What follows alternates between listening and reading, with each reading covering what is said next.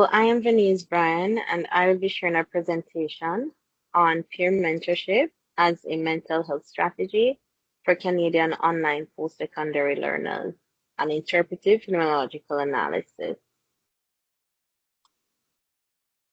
I represent the research team of Dr. Kristin PETROVIC, KNAPP, and Deborah EXELBY, all from Athabasca University in Alberta, Canada.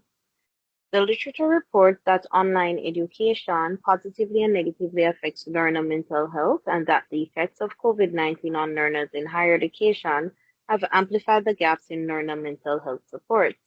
Hence, our research seeks to explore the feasibility and impact of an online graduate student peer mentor program from the peer mentor and mentee perspectives.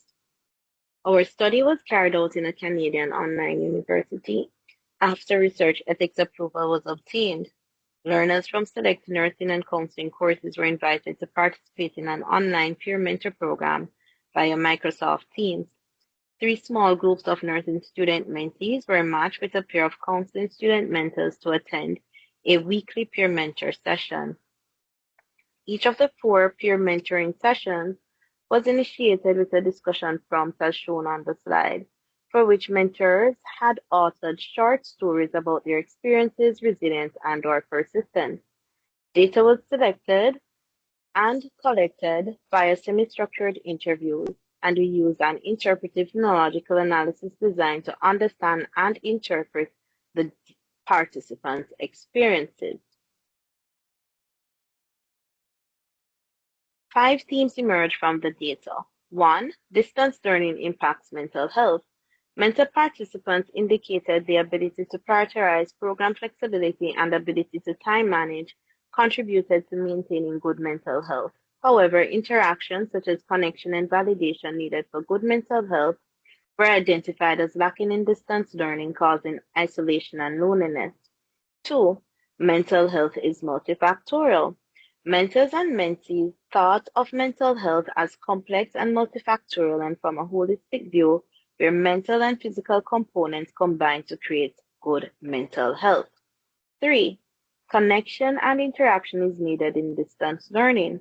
Peer mentors and mentees indicated that connections included in the formal program were minimally provided. 4. Peer mentoring in distance learning is a positive experience. All mentors cited sharing experiences, listening, and providing reassurance and validation as important skills of a peer mentor. Mentors use words like enlightening, eye-opening, rewarding, and validating to describe their experience. All mentors encourage potential mentees to participate because they thought it was helpful for learning.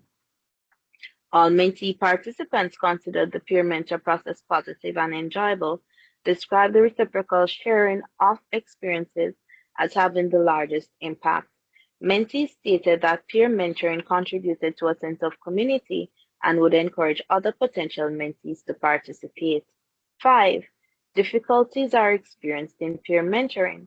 Some mentors found they had difficulty with insecurity and feeling intimidated in the peer mentor role, where process difficulties were centered around technology, lack of information, and poor program-related communication. Technology issues were a negative experience noted by mentees, where unstructured meetings were described by mentees as being the least helpful aspect of peer mentoring. Main outcomes. A digitally based peer mentoring program as a mental health support for graduate learners is feasible with some consideration. The Microsoft Teams platform presented some technical issues. Mentors needed more training and ongoing support over the 4-week program, and it was challenging to match mentees and mentors to their preferred meeting time slots. However, the peer mentor program was generally found to have a positive impact. Peer mentors and mentees characterized peer mentoring as a source of connection and validation, and peer mentees emphasized its positive influence on mental health. The next step for this study is to consider refining the peer mentoring program based on study data before implementing it a second time. If you have questions, please reach out to me per the contact information shown. Thank you.